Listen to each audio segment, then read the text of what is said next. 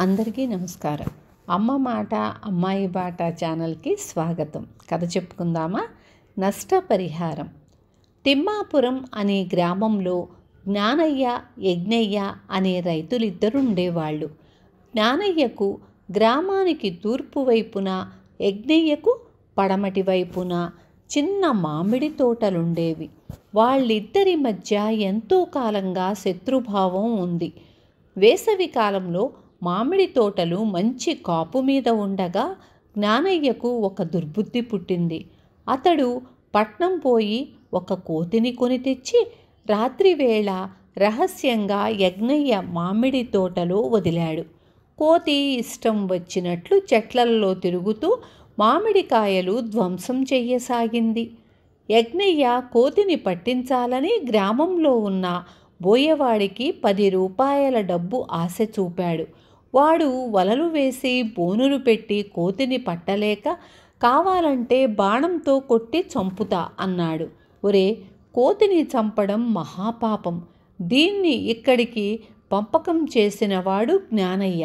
సందేహం లేదు. నా తోట ఎలాగూ నాశనమైపోతున్నది. అతగాడి తోట వ్యవహారం చూస్తాను అన్నాడు యజ్ఞయ్య కోపంగా. ఆ మర్నాడే అతను పట్నం వెళ్ళి కోతిని ఒకదాన్ని కొని తెచ్చి తూర్పు వైపున ఉన్న జ్ఞానయ్య మామిడి తోటలో వదిలాడు.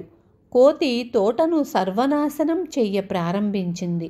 జ్ఞానయ్య కోతిని పట్టించే ప్రయత్నం చేశాడు, కానీ ఫలించలేదు.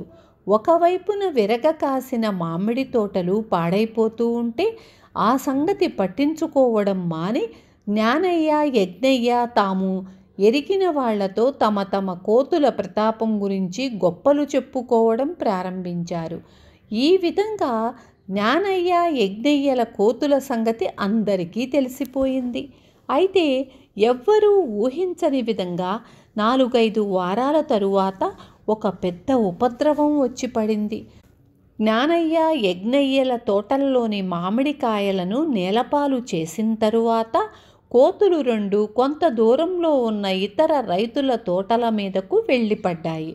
వాళ్ళు కూడా వాటిని పట్టుకోవాలని ప్రయత్నం చేసి సాధ్యం కాక గ్రామ మునసబు దగ్గరకు పోయి జ్ఞానయ్య, యజ్ఞయ్యల మీద ఫిర్యాదు చేశారు. మునసబు వాళ్ళిద్దరినీ పిలిపించి సంగతి చెప్పి, మీ ఇద్దరి తగాదా కారణంగా గ్రామంలోని మామిడి తోటలన్నీ నాశనమైపోతున్నాయి.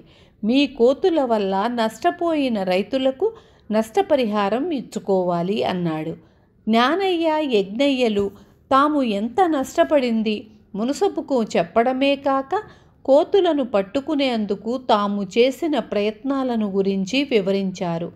మునసబు వాళ్ల మాటలకు అవునంటూ తల ఊపి, ఈ గ్రామానికి వాటిని పనిగట్టుకొని మరీ తెచ్చిన వాళ్ళు మీరు. అందువల్ల వాటి కారణంగా నష్టపోయిన రైతులకు మీరు నష్టపరిహారం ఇచ్చుకోవలసిందే. ఇకపోతే ఆ కోతులను పట్టేందుకు మీరు పట్నం పోయి వాటిని ఎవరి దగ్గర కొన్నారో వాళ్లనే తీసుకురండి. దానికయ్యే డబ్బు ఖర్చంతా మీదే. ఇదంతా 1-2 రోజుల్లో జరిగిపోవాలి. ఆలస్యం అయ్యిందో మీరు చెల్లించవలసిన నష్టపరిహారం 2 అన్నాడు. జ్ఞానయ్య, యజ్ఞయ్యలు మారు మాట్లాడకుండా ఎంతో ఆప్తమిత్రుల్లాగా కోతులను పట్టే వాళ్లను తెచ్చేందుకు పట్నం కేసి బయలుదేరారు. విన్నారు కదా.